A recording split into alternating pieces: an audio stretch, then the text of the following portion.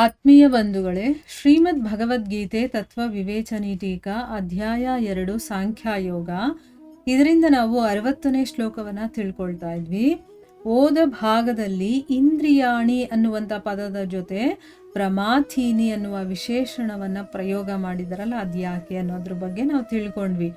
ಈಗ ಇಲ್ಲಿ ಪ್ರಶ್ನೆ ಏನಪ್ಪಾ ಅಂತಂದ್ರೆ, ಯತತಃ ಮತ್ತೆ ವಿಪಶ್ಚಿತಃ ಅನ್ನುವಂತಹ ಈ ಎರಡೂ ವಿಶೇಷಣಗಳ ಜೊತೆ ಪುರುಷಸ್ಯ ಅನ್ನುವಂಥ ಪದ ಯಾವ ಮನುಷ್ಯನ ವಾಚಕವಾಗಿದೆ, ಮತ್ತೆ ಅಪಿ ಅನ್ನುವಂಥ ಪದದ ಪ್ರಯೋಗ ಯಾಕೆ ಮಾಡಿದ್ದಾರೆ ಇಲ್ಲಿ ಅನ್ನೋದನ್ನ ಕೇಳ್ತಾ ಇದ್ದಾರೆ.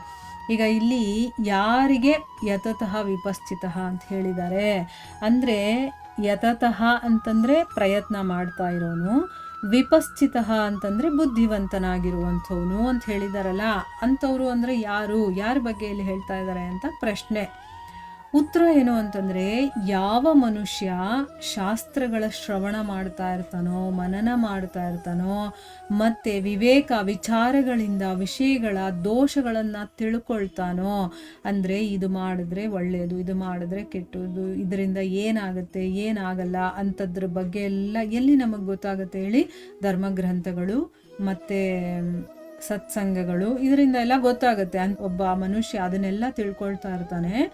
ಮತ್ತೆ ಆ ತಿಳ್ಕೊಂಡ್ಮೇಲೆ ಏನ್ ಮಾಡ್ತೀವಿ ನಾವು? ಈಗ ನಾವೇ ಓದ್ತಾ ಇದೀವಿ, ಕೇಳ್ತಾ ಇದೀವಿ, ಇದರಿಂದ ನಮಗೆ ಕೆಲವೊಂದು ವಿಷಯಗಳು ಗೊತ್ತಾಗ್ತಾ ಇದೆ. ಸೊ ಆಗೇನ್ ಮಾಡ್ತೀವಿ? ನಮ್ಮ ಇಂದ್ರಿಯಗಳನ್ನ ಹಿಮ್ಮೆಟ್ಟಿಸುವಂತ ಪ್ರಯತ್ನವನ್ನ ಮಾಡ್ತೀವಿ ಅಲ್ವಾ? ಹೌದು, ನಾನು ಇದು ಮಾಡಬಾರ್ದು, ಇದನ್ನ ಕೇಳಬಾರ್ದು, ಈ ರೀತಿ ನಡ್ಕೋಬಾರ್ದು ಅನ್ನೋ ವಿಷಯಗಳನ್ನ ಕೇಳಿದಾಗ ನಾನು ಅದನ್ನ ಫಾಲೋ ಮಾಡೋದಕ್ಕೆ ಶುರು ಮಾಡ್ತೀನಿ. ನನ್ನ ಇಂದ್ರಿಯಗಳನ್ನ ಬೈ ಫೋರ್ಸ್ ಆಗಿ ನಾನು ಕಂಟ್ರೋಲ್ ಮಾಡೋದಕ್ಕೆ ಶುರು ಮಾಡ್ತೀನಿ.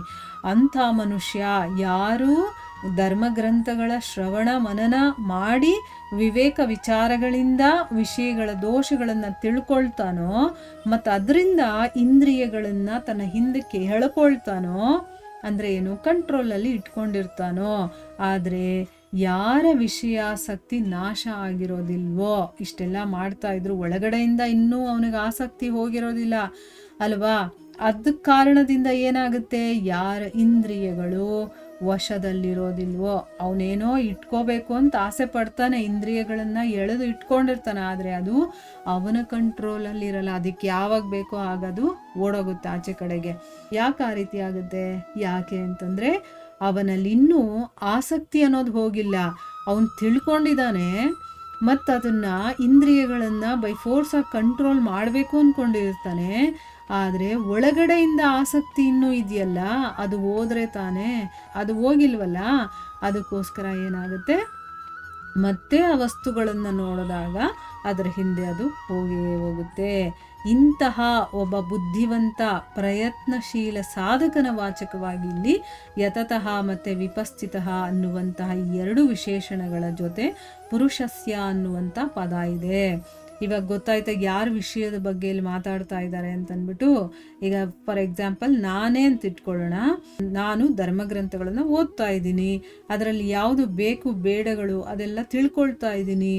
ಅದರ ಪ್ರಕಾರ ಹೌದು, ನಾನು ನನ್ನ ಇಂದ್ರಿಯಗಳನ್ನು ನನ್ನ ಕಂಟ್ರೋಲಲ್ಲಿ ಇಟ್ಕೋಬೇಕು ಅಂತ ಅಂದ್ಕೊಂಡಿದ್ದೀನಿ, ಇಟ್ಕೋಬೇಕು ಅಂತ ಅದನ್ನು ಇಟ್ಕೊಳ್ತಾನೂ ಇದ್ದೀನಿ. ಆದರೆ ಒಳಗಡೆಯಿಂದ ನನಗಿನ್ನೂ ಆಸಕ್ತಿ ಹೋಗಿಲ್ವಲ್ಲ. ಅದಕ್ಕೇನಾಗುತ್ತೆ? ಆ ವಸ್ತುಗಳು, ಆ ವ್ಯಕ್ತಿಗಳು ಅದನ್ನೆಲ್ಲ ನೋಡಿದಾಗ ಮತ್ತೆ ಆ ಇಂದ್ರಿಯಗಳು ಅದರ ಹಿಂದೆ ಓಡೋದಕ್ಕೆ ಶುರು ಮಾಡುತ್ತೆ. ಈಗ ಅರ್ಥ ಆಯ್ತಲ್ವಾ? ಇದು ಹೇಳೋದಕ್ಕೋಸ್ಕರ ಅಂಥ ಮನುಷ್ಯನಿಗೆ ಇದಲ್ಲಿ ಹೇಳ್ತಾ ಇರೋದು. ಅಂದರೆ ಅವನೇನು ಬುದ್ಧಿವಂತ ಅಂದರೆ ತಿಳ್ಕೊಂಡಿದ್ದಾನೆ ವಿಷಯ.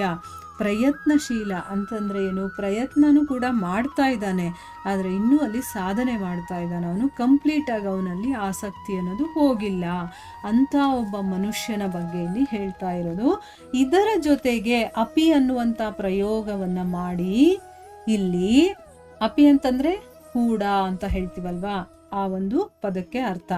ಇಲ್ಲಿ ಯಾವಾಗ ಆ ಪ್ರಮಥನಶೀಲ ಇಂದ್ರಿಯಗಳು ವಿಷಯಾಸಕ್ತಿಯ ಕಾರಣದಿಂದ ಇಂತಹ ಬುದ್ಧಿವಂತ ಮತ್ತು ವಿವೇಕಿ ಪ್ರಯತ್ನಶೀಲ ಮನುಷ್ಯನ ಮನಸ್ಸನ್ನೂ ಕೂಡ ಬಲವಂತವಾಗಿ ವಿಷಯಗಳಲ್ಲಿ ಪ್ರವೃತ್ತನನ್ನಾಗಿ ಮಾಡಿಬಿಡುತ್ತೋ, ಅಂದರೆ ಏನು? ಇಷ್ಟೆಲ್ಲ ಬುದ್ಧಿ ತಿಳ್ಕೊಂಡಿದ್ದಾನೆ, ಅಷ್ಟೆಲ್ಲ ಕಷ್ಟಪಟ್ಟವನು ಸಾಧನೆನೂ ಮಾಡ್ತಾ ಇದ್ದಾನೆ, ಆಮೇಲೆ ತನ್ನ ಇಂದ್ರಿಯಗಳನ್ನು ಅವನು ವಶದಲ್ಲಿ ಇಟ್ಕೋಬೇಕು ಅನ್ನೋ ಪ್ರಯತ್ನದಲ್ಲೂ ಇದ್ದಾನೆ.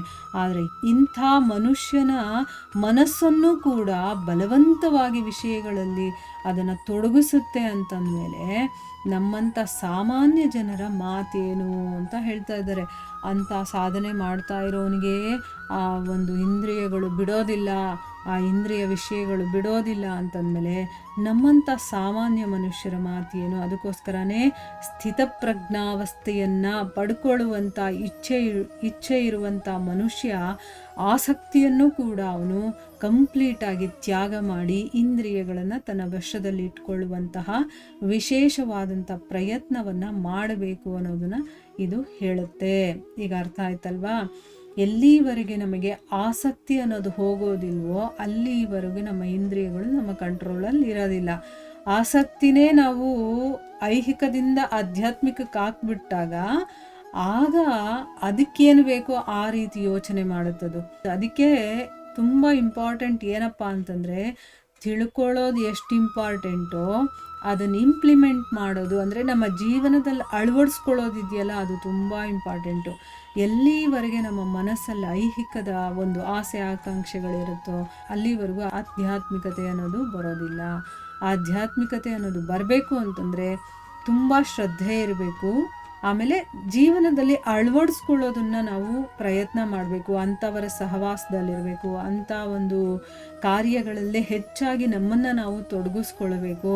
ಅಂಥ ವಿಚಾರಗಳನ್ನೇ ಯಾವಾಗಲೂ ಕೇಳ್ತಾ ಇರಬೇಕು. ಅದೆಲ್ಲ ಮಾಡ್ತಾ ಇದ್ದಾಗ ಐಹಿಕ ಆಸಕ್ತಿ ಅನ್ನೋದು ತಂತಾನಾಗೆ ಹೋಗಿ ಆಧ್ಯಾತ್ಮಿಕದಲ್ಲಿ ನಮಗೆ ಆಸಕ್ತಿ ಅನ್ನೋದು ಬರ್ತಾ ಹೋಗುತ್ತೆ. ಈ ರೀತಿ ನಾವು ಚೇಂಜ್ ಮಾಡ್ಕೋಬೋದು. ಇಲ್ಲಿ ಭಗವಂತ ಯಾವುದು ನಮಗೆ ಅಡೆತಡೆಯಾಗಿದೆ ಮತ್ತು ಏನು ಮಾಡಿದ್ರೆ ಅದನ್ನು ಸರಿ ಮಾಡ್ಕೊಳ್ಬೋದು ಎಲ್ಲವನ್ನು ಭಗವದ್ಗೀತೆಯಲ್ಲಿ ಹೇಳಿದ್ದಾನೆ. ಆದರೆ ಅದನ್ನು ನಾವು ಮಾಡೋದಿಲ್ಲ, ಬರೀ ಕೇಳ್ತೀವಿ ಬಿಟ್ಬಿಡ್ತೀವಿ. ಕೇಳೋದು ಸರಿಯಾಗಿ ಕೇಳಿಸ್ಕೊಳ್ಳೋದಿಲ್ಲ ಅಲ್ವಾ? ತುಂಬಾ ಚೆನ್ನಾಗಿರುತ್ತೆ. ಕೇಳ್ತಾ ಅದನ್ನು ನಾವು ಅಳವಡಿಸ್ಕೊಳ್ಳೋದಕ್ಕೆ ಶುರು ಮಾಡ್ತೀವಲ್ವಾ, ಆಮೇಲೆ ಅದನ್ನು ಅಬ್ಸರ್ವ್ ಮಾಡೋದು ಕಲಿಬೇಕು ನಾವು. ನಾನು ಏನನ್ನು ಕಲಿತಾ ಇದ್ದೀನೋ ಅದು ನನ್ನ ಜೀವನದಲ್ಲಿ ಅಳವಡಿಸ್ಕೊಳ್ತಾ ಇದ್ದೀನಲ್ಲ, ಆಗ ನನ್ನಲ್ಲಿ ಏನು ಚೇಂಜಸ್ ಆಗುತ್ತೆ ಅದನ್ನು ಕೂಡ ನಾನು ಗಮನಿಸ್ತಾ ಇರಬೇಕು. ಅವಾಗೇನಾಗುತ್ತೆ ಅಂತಂದರೆ ನನ್ನಲ್ಲಿ ಏನೇನು ಚೇಂಜ್ ಆಗುತ್ತೆ, ನಾನು ಏನು ಚೇಂಜ್ ಮಾಡಿದಾಗ ನನ್ನ ಮನಸ್ಸು ಎಷ್ಟು ಶಾಂತವಾಗುತ್ತೆ. ನಿಜವಾಗ್ಲೂ ಆಧ್ಯಾತ್ಮಿಕತೆಯನ್ನು ನಾವು ಅಳವಡಿಸ್ಕೊಂಡಷ್ಟು ನಮ್ಮಲ್ಲಿರುವಂತಹ ಆ ಕೆಟ್ಟ ಗುಣಗಳಿದೆಯಲ್ಲ, ಕೋಪ, ರಾಗ, ದ್ವೇಷ, ಇಂಥದ್ದೆಲ್ಲ ಹೊರಟೋಗ್ಬಿಡುತ್ತೆ.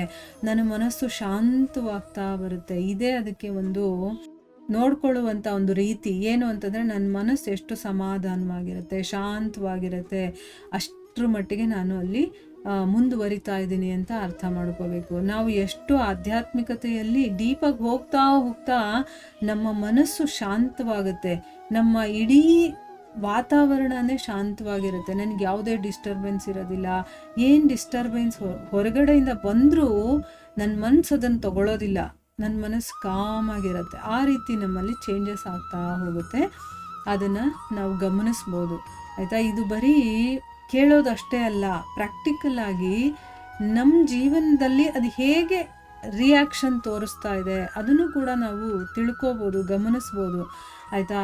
ಈಗ ಇದೆಲ್ಲ ಇಂಡಿವಿಜುವಲ್, ಅಂದರೆ ನಮಗೆ ಸಂಬಂಧಪಟ್ಟಿರುವಂಥದ್ದು. ಕೇಳ್ತೀವಿ, ಗುಂಪಲ್ಲಿ ಕೂತ್ಕೊಂಡು ಕೇಳಬಹುದು, ಆದರೆ ಕೇಳೋರ ಮೇಲೆ ಅದು ಪ್ರಭಾವ ಹೇಗೆ ಬೀರುತ್ತೆ ಅಂತಂದರೆ ಅದು ಅವರವರ ಒಂದು ಕೆಪಾಸಿಟಿ ಮೇಲೆ ಹೋಗುತ್ತೆ. ನಾನು ಎಷ್ಟು ಗಮನ ಕೊಟ್ಟು ಕೇಳ್ತೀನಿ, ನಾನು ಯಾವ ರೀತಿ ಕೇಳ್ತೀನಿ, ಯಾವ ಭಾವನೆಯನ್ನು ಇಟ್ಕೊಂಡು ಕೇಳ್ತಾ ಇದ್ದೀನಿ, ಇದೆಲ್ಲನೂ ಅದಕ್ಕೆ ತುಂಬ ಇಂಪಾರ್ಟೆಂಟ್ ಆಗುತ್ತೆ. ನಾವು ನಿಜವಾಗ್ಲೂ ಮಾಡಬೇಕು ಅಂತ ನಾವು ಮನಸ್ಸು ಮಾಡಿದ್ದೀವಲ್ವಾ, ಆಧ್ಯಾತ್ಮಿಕದಲ್ಲಿ ನಾವು ಹೋಗಬೇಕು ಅಂತ ನಾವು ಮನಸ್ಸು ಮಾಡಿದ್ದೀವಿ, ಅದಕ್ಕೆ ನಾವು ಪ್ರಯತ್ನನೂ ಮಾಡ್ತಾ ಇದ್ದೀವಿ ಅಂತಂದಮೇಲೆ 100% ಕೊಡಬೇಕು. ಇದಕ್ಕೆ 100% ಕೊಟ್ಟು ಕೇಳಬೇಕು. ಕೇಳೋದೊಂದು 10 ನಿಮಿಷ 15 ನಿಮಿಷ ಆದ್ರೂ 100% ನಾವು ಕೊಡಬೇಕು. 10-15 ನಿಮಿಷ ಬೇರೆ ಎಲ್ಲವನ್ನ ಹೊರಗಡೆ ಬಿಟ್ಬಿಟ್ಟು ಅದನ್ನು ಕೇಳೋ ಕಡೆನೇ ಗಮನ ಕೊಟ್ಟಾಗ ಅದು ನಿಜವಾಗ್ಲೂ ನಮ್ಮ ಮೇಲೆ ಅದು ರಿಯಾಕ್ಟ್ ಮಾಡುತ್ತೆ.